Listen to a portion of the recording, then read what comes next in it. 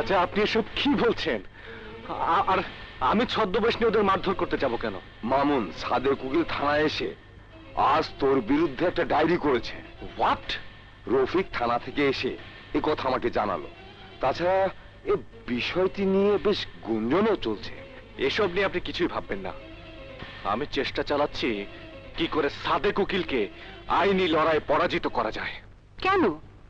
বিনা, যে আশা নিয়ে তোমাকে জীবন সাথী করে ঘর বাঁধবো, সে আশা আমার জীবনও পূরণ হবে না।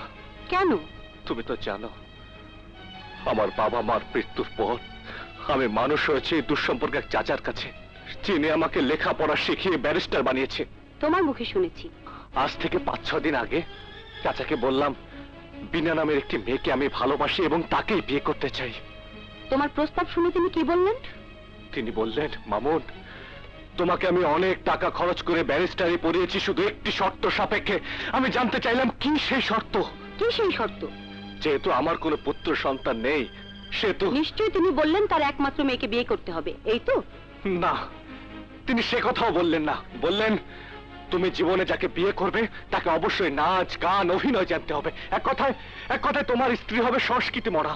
আমি তোমার চাচার চ্যালেঞ্জ গ্রহণ করে প্রতিযোগিতার মাধ্যমে প্রমাণ করে দিতে প্রস্তুত যে আমি একজন সংস্কৃতি মোনা। তুমি সব কি বলছো? আমাকে নিয়ে তোমাকে আর ভাবতে হবে না, আমি ইন্টারভিউ দিতে প্রস্তুত। থ্যাংক ইউ বিনা, আমাকে বাঁচালে। ওয়েট, চাচার লেখা একটা নাটকের স্ক্রিপ্ট আমি সাথে নিয়ে এসেছি। আমার বিশ্বাস ইন্টারভিউ নিলে এই স্ক্রিপ্ট দিয়ে নেবে। চলো, রিহার্সেল দেবে। চলো।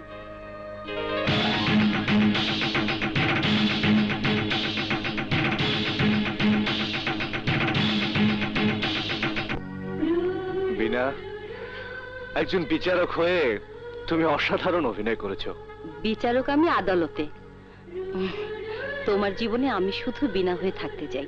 কি যেন সারপ্রাইজ দিবে বলেছিলে? আগামীকাল সন্ধ্যায় আমার জন্মদিন, তুমি না এলে আমি কিন্তু কেক কাটবো না। বিনা, আমি এলে কিন্তু আমাদের ভালোবাসার কথা জন্মদিনের অনুষ্ঠানে প্রকাশ হয়ে যাবে। প্রকাশ পাক, এটাই তো আমি চাই। ঠিক আছে, আমি আসবো। লক্ষ্মীটি, শুভরাত্রি।